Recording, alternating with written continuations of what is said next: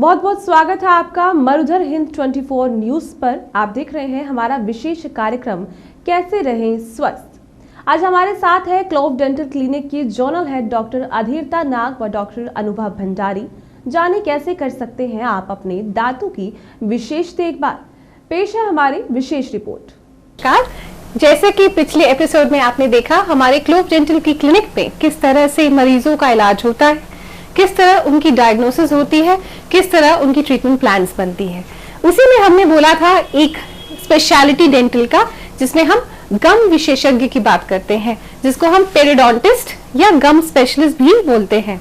आज मेरे साथ डॉक्टर अनुभव भंडारी है मेरी टीम में, जो मेरे गम स्पेशलिस्ट है। She is a periodontist, she is done her masters in periodontology. Doctor Anubhav कई तरह के गम डिजीजेस में डील करती हैं, पेशेंट्स को ट्रीट करती हैं, और आज हम कुछ कॉमन क्वेश्चंस पूछेंगे जो कई पेशेंट्स हमें अक्सर पूछा करते हैं। जैसे पहली बात, आधे से ज्यादा पेशेंट हमारी क्लिनिक में आते हैं ये बोल के कि गम्स में ब्लीडिंग हो रही है। आई एम श्योर जो भी श्रोता हैं सब जानते होंगे कि गम ब्लीडिंग एक बहुत ही कॉमन समस्या है। इसीलिए डॉक्टर अनुभव, आप बताइए दर्शकों को गम्स समस्या, that is bleeding from gums, के क्या कारण है और आप क्या सजेस्ट करती हैं उनको? फर्स्ट, हमारा सबसे मेन जो रीजन होता है कि गम्स में से ब्लीडिंग होती है वो होता है पायरिया। पायरिया में होता है कि हमारे गम्स और हमारा बोन जो हमारे दांत को सपोर्ट करता है वो ही कमजोर हो जाता है। तो विद एज या अगर कोई बॉडी में डिजीजेस होते हैं, अगर हम ध्यान नहीं रखते दांतों का, ब्रशिंग प्रॉपर नहीं होती, तो उस वजह से दांत के आसपास ब्लीडिंग होना बहुत ही कॉमन होता है। तो उसके लिए हमारे पास बहुत ज़्यादा डिफरेंट ट्रीटमेंट मोडालिटीज़ हैं। बेसिक हम स्टार्ट करते हैं जैसे स्केलिंग से, क्लीनिंग से स्टार्ट करते हैं, फिर हम देखते हैं कि पेशेंट का रिस्पांस कैसा आता है, एंड फर्दर हम डिसाइड करते हैं कि उनको और ट्रीटमेंट की नीड होती है या नहीं होती है। वो एक बार क्लिनिकली हम चेक करके ही बता सकते हैं। और कई बार पेशेंट्स ये भी पूछते हैं कि अच्छा डॉक्टर साहब, मैं बहुत जोर से ब्रश करता हूँ, क्या मैं जोर से ब्रश करके मेरी गम्स में जो मैला है वो कम हो सकता है? ये आंसर क्या सही है डॉक्टर? नहीं, ये नहीं है सही। ब्रश करने का एक प्रॉपर तरीका होता है कि हमें आराम से 2 से 3 मिनट लगा के, एक प्रॉपर तरीका होता है ब्रश करने का। जोर से ब्रश करने से हमारे दांत ही खराब होते हैं, उससे जो दांत पे डिपॉजिट्स होते हैं, अगर ब्लीडिंग होता है वो ठीक नहीं होता। उसके लिए आपको क्लिनिक पे ही आके या एक प्रोफेशनल क्लीनिंग की जरूरत होती है एवरी 6 मंथ्स, जो हमें करानी चाहिए प्रोफेशनल डेंटिस्ट से। लाइक डॉक्टर अनुभव ये बताना चाह रही है कि अगर ब्रशिंग के वक्त अगर ब्लीडिंग हो, उससे घबराना नहीं है। Good time to visit a doctor, यही एक वक्त है जब एक डॉक्टर डेंटिस्ट को दिखाइए, स्पेशलिस्ट गम स्पेशलिस्ट को दिखाइए। स्केलिंग और डीप क्लीनिंग से सॉल्यूशन हो जाएगा। लेकिन एक और क्वेश्चन इसी से रिलेटेड है कि सिर्फ स्केलिंग या क्लीनिंग से सारी प्रॉब्लम सही हो जाएगी, क्या नेक्स्ट स्टेप भी है इसका? नहीं, उसमें एक नेक्स्ट स्टेप भी होता है। अगर स्केलिंग के बाद तब भी ब्लीडिंग नहीं रुकती है, तब भी अगर पायरिया अगर बहुत ज़्यादा लगा है, तो उसमें फर्दर ट्रीटमेंट्स भी होते हैं, जैसे गम सर्जरीज होती हैं, उसमें भी बहुत सारे टेक्निक्स होते हैं। तो सिर्फ क्लीनिंग से हमारे दांत और गम्स ठीक नहीं हो जाते, हमें थोड़े एक्सटेंसिव और डीप प्रोसीजर्स और करने चाहिए। जैसे हमारे क्लोव में कुछ इंस्ट्रूमेंट्स हैं, आप दिखाना चाहेंगे पेशेंट्स को कि वी हैव लेजर? ये लेजर मशीन है जिससे एकदम नॉन इन्वेजिव ट्रीटमेंट होता है, ब्लीडिंग नहीं होती, हीलिंग बहुत जल्दी होती है, पेशेंट को दर्द नहीं होता, मेडिसिन कम खानी पड़ती है। तो लेजर बहुत ही अपकमिंग टेक्नोलॉजी है जो पेशेंट्स को पायरिया के ट्रीटमेंट में बहुत हेल्पफुल रहता है। इनफैक्ट एक मैजिक की तरह लेजर काम करता है, अगर मैं बोल सकती हूँ उसको, कि बगैर ब्लीडिंग, बगैर कटिंग के कोई ट्रीटमेंट अगर हो जाए, सर्जरी हो जाए, उसी को लेजर कहा जाता है।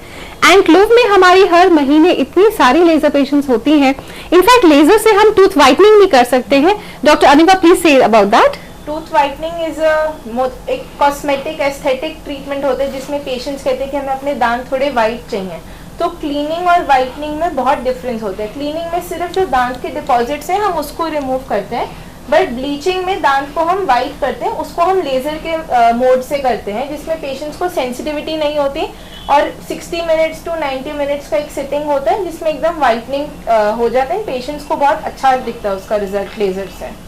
इनफैक्ट डेंटिस्ट्री केवल दांत में दर्द में डॉक्टर के पास जाने वाली स्पेशलिटी नहीं है।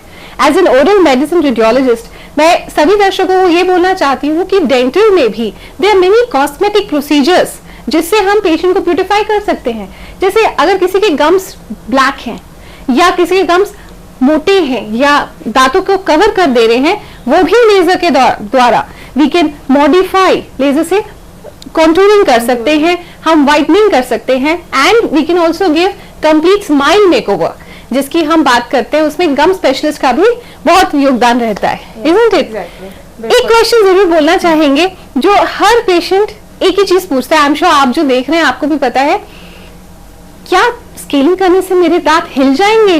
डॉक्टर अनुवा प्लीज टेल एवरीबॉडी कि नहीं हिलेंगे। ये बहुत ही बड़ा एक मिथ है कि पेशेंट्स को लगता है कि स्केलिंग करने से दांत हिल जाएंगे, तो वो स्केलिंग ही नहीं कराते, बट ये बिल्कुल ही गलत है। स्केलिंग से दांत नहीं हिलते। हमारे अगर दांत बहुत ज्यादा डिपॉजिट, जिसको टार्टर बोलते हैं, अगर उससे एकदम इकट्ठा हुआ है, वो जब हटाएंगे तो हाँ हल्का सा दांत हिलता है, बट वो विद टाइम ठीक हो जाता है, बट उससे हमारे दांत नहीं टूटते, हमारे दांत गिरते नहीं है। वो सारी जब डिपॉजिट्स हटेंगे, बॉडी का रिस्पॉन्स होता है, वो विद टाइम ठीक हो जाएगा, बट उससे हमारे दांत कभी हिल के गिर नहीं जाएंगे।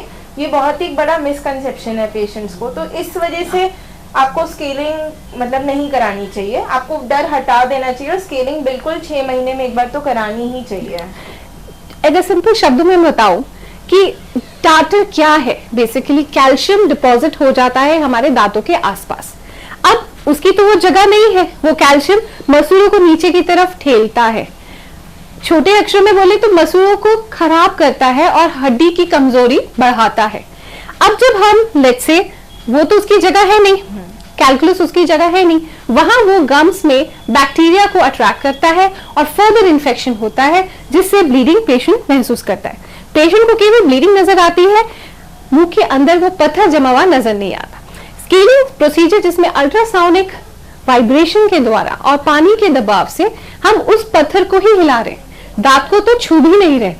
दांत को जो ट्रीट करें हम गम्स और दांत के आसपास का पत्थर हिला रहे, पेशेंट को ऐसा लगता है कि दांत हिल गए। अगर बहुत अच्छे डॉक्टर, क्वालिफाइड स्पेशली या गम स्पेशलिस्ट के साथ अगर मिले, मुझे नहीं लगता पेशेंट्स को ये घबराना चाहिए कि दांत हिल जाएंगे। Isn't it, Dr. Anua? Anything you would like to say more?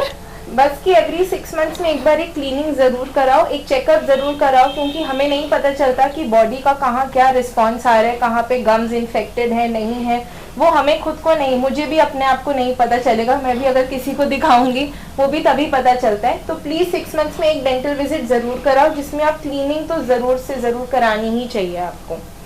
And और भी कुछ क्वेश्चंस अगर आपके रहे, आप हमारे मरुधर न्यूज चैनल जो हमारे साथ सहयोग कर रहे हैं 24 न्यूज चैनल, इस पे आप कांटेक्ट कर सकते हैं, नंबर दिया गया है। हर ट्यूसडे हम आपकी क्वेरीज भी सॉल्व कर सकते हैं और नए स्पेशलिस्ट के साथ। Thank you so much doctor Anuva, and that's very nice having you.